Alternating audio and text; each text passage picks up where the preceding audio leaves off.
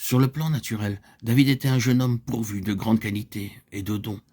En effet, voilà ce que déclare la parole à son sujet. « Voici, j'ai vu un fils d'Ishaï, Bethléemite, qui sait jouer. C'est aussi un homme fort et vaillant, un guerrier parlant bien, et d'une belle figure, et l'Éternel était avec lui. » 1 Samuel 16, 18. Cependant, bien que pourvu de toutes ces qualités, il était sans grande expérience. De plus, les valeurs naturelles, bien qu'elles aient leur valeur, ne peuvent aucunement être utiles à Dieu, à moins que le vase ne soit amené dans une réelle sujétion au Seigneur. Il est cependant intéressant de mentionner les réactions de David lorsqu'on voulut le revêtir des vêtements de Saül et de son épée. De même, sa déclaration au roi et sa décision, car un tel équipement aurait été incompatible avec l'onction qu'il avait reçue. Dieu avait son homme, et comme tel, les armes employées devaient permettre à Dieu de manifester sa puissance.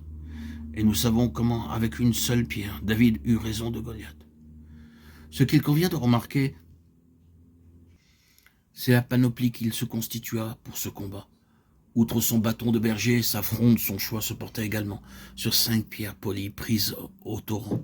C'est ce détail qui retiendra notre attention, car ces 5 pierres polies représentent 5 expériences fondamentales par lesquelles il dut passer durant les 8 à 10 années de sa vie errante. Après la victoire sur Goliath, sa renommée grandit, car l'Éternel était avec lui. Ce fut lors du retour après qu'il eut tué le Philistin que les femmes sortirent des villes pour aller au-devant du roi, avec des cris de joie, attribuant dans leurs chants 10 fois plus à David qu'à Saül. 1 Samuel 22, 1 à 5. Saül a frappé ses 1000 et David ses 10 000. 1 Samuel 18, 7. Dès lors, Saül, dominé par un esprit de jalousie, devint son ennemi implacable et par 3 fois tenta de le tuer. Saül leva sa lance, disant en lui-même « Je frapperai David contre la paroi », mais David se détourna de lui 2 fois. 1 Samuel 18, 11. Étant fort apprécié de tous, David, pendant un temps, reçut de l'aide par sa femme Michal, fille de Saül, par les serviteurs du roi et par son fils Jonathan. Mais finalement, cette assistance ne devint plus possible, et la haine du roi devint telle qu'elle n'eut d'autre recours que la fuite, loin de la face de Saül, qui avait décidé sa mort. Nous avons à présent en pensée le récit du chapitre 20 du premier livre de Samuel, où Jonathan fait savoir à David la décision de son père, et la seule issue pour lui, celle de fuir. Que peut-on donc dégager comme enseignement de ce récit, de cet événement ? Le jeu de l'arc et des flèches, dont il est question dans ces lignes, pourrait ne paraître qu'une simple convenance entre 2 hommes afin de faire connaître une certaine décision. Cependant, ceci illustre l'histoire d'une faute, celle d'un homme relaté dans la Genèse, où le choix lui fut présenté entre 2 voies, et le choix qu'il fit fut l'opposé de la volonté de Dieu.